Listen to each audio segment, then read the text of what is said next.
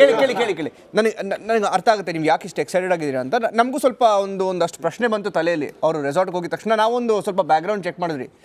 ಅವ್ರು ಹೋಗಿರೋದು ಕೇಳ್ರಿ, ಅವ್ರು ಹೋಗಿರೋದು ಪರ್ಸನಲ್ ಕೆಲಸದಲ್ಲಿ 10 ರೂಮ್ ಬುಕ್ ಮಾಡಿ. ಕೇಳಿಸ್ಕೊಳ್ರಿ ನೀವು, ಫ್ಯಾಮಿಲಿ ಬರ್ತೀರಂತೆ ಒಂದು ಅಮೆರಿಕಾದಿಂದ ಅದೊಂದು ಮೀಟಿಂಗಿಗೆ ಒಂದು 10 ರೂಮ್ ಬುಕ್ ಮಾಡಿದ್ದಾರೆ. ಅವ್ರು ನಮ್ಮ ಹತ್ರ ಮಾತಾಡಿದ್ರು. ಬಟ್ ಒಂದು ಮಾತಂತೂ ಹೇಳಿದ್ರು, ಸಂಕ್ರಾಂತಿ ಆದ್ಮೇಲೆ ಒಳ್ಳೆ ನ್ಯೂಸ್ ಬರುತ್ತೆ ಅಂತ ಹೇಳಿದ್ರು. ಸ್ವೀಟ್ ತಗೊಂಡ್ ಬರ್ತೀನಿ ಅಂತ ಹೇಳಿದ್ರು. ಓಕೆ, ಬಟ್ ಅಲ್ಲಿ ರಾಜಕೀಯ ಏನು ನಡೀತಿಲ್ಲ. ಬಟ್ ರಾಮಕೃಷ್ಣ ಅವರೇ ನಿಮ್ಮ ನಿಮ್ಮ ಫಾರ್ಮ್ ಇವತ್ತು ನೋಡಿದ್ರೆ ನಿಮ್ಗೂ ಯಾಕೋ ಬ್ಯಾಕ್ ಫುಟ್ ಅಲ್ಲಿ ಇದ್ದೀರಾ ಅನ್ಸುತ್ತೆ. ನಿಮ್ಗೂ ಅಲ್ಲ ಇವತ್ತು ದಿವಸ ನಿಮ್ ಫಾರ್ಮ್ ಅಲ್ಲ ನಿಮ್ ಫಾರ್ಮ್ ಟೆನ್ಷನ್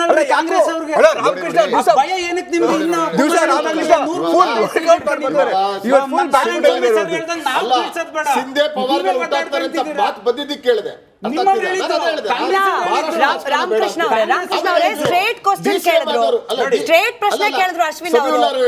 ನೀವ್ ಹೇಳಿದ್ ಮಾತು ಕೇಳಿಸ್ಕೊಳ್ಳಿ. ಸ್ಟ್ರೇಟ್ ಪ್ರಶ್ನೆ ಕೇಳಿದ್ರು.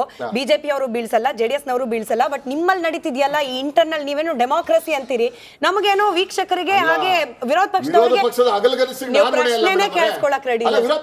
ಪ್ರಶ್ನೆನೇ ಕೇಳಿಸ್ಕೊಳಕ್ ರೆಡಿ ಇಲ್ಲ. ನೀವು ಸ್ವತಂತ್ರರಿದ್ದಾರೆ, ಅವ್ರು ಎಷ್ಟೆಲ್ಲ ಕನ್ಸ್ಕೊಂಡಿಲ್ಲ, ಅದಕ್ಕೆ ನಮ್ದೇನಿಲ್ಲ. ನಮ್ಮ ಸರ್ಕಾರದಲ್ಲಿ ಅಚಲವಾಗಿದೆ. ಡಿಕೆ ಶಿವಕುಮಾರ್ ಅವ್ರು ಯಾಕೆ ಹೇಳಿದ್ರು ಸರ್? ಡಿಕೆ ಶಿವಕುಮಾರ್ ಅವ್ರು ಯಾಕೆ ಹೇಳಿದ್ರು? ನೀವು ಮಾಡಿ ನೋಡಿ 3-4 ಜನ ಡಿ.ಸಿ.ಎಂ ನಾನು ರಿಸೈನ್ ಮಾಡಿ ಕೆಳಗಿಳಿದ್ಬಿಟ್ರೆ ಸುಮ್ಮನೆ ಕೂರ್ತಾರ? ಸುಮ್ಮನೆ ಕೂರ್ತಾರ?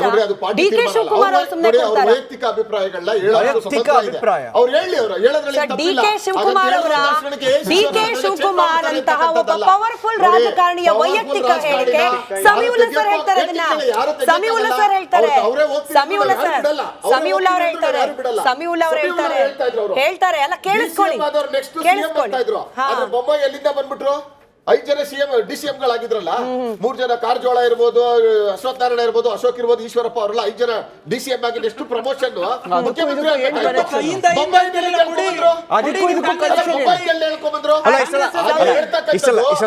ರಾಜಸ್ಥಾನದಲ್ಲಿ ಫಸ್ಟ್ ಟೈಮ್ ಎಂ.ಎಲ್.ಎ. ಆ ಜನಸಂಖ್ಯೆ 4% ಇಲ್ಲ ನಿಮ್ಗೆ.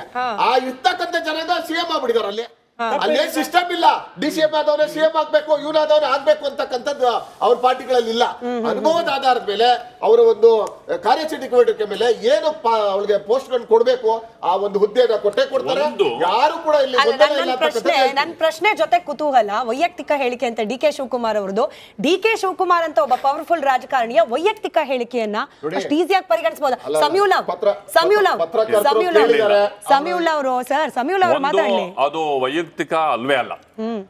ಒಂದು ಯಾವ ಸಂದರ್ಭದಲ್ಲಿ ಒಬ್ಬ ಪ್ರಭಾವಿ ನಾಯಕ ಇಂಥ ಕ್ರಿಷಿಯಲ್ ಆದಂತಹ ಸ್ಟ್ಯಾಂಡ್ ಅನ್ನ ತಗೋತಾರೆ, ಅದು ಮೋಸ್ಟ್ ಇಂಪಾರ್ಟೆಂಟ್. ಅದು ಸಿಎಂ, ಡಿ.ಸಿ.ಎಂ ಮತ್ತು ACC general secretary incharge of Karnataka 4 to 5 hours close door meeting ಮಾಡ್ತಾರೆ. ಈ ಸಿಚುಯೇಷನ್ ಅಲ್ಲಿ ದಿಢೀರ್ ಅಂತ ಬಂದ್ರು ಅಂತಂದ್ರೆ that is shows some big developments are happening in this party.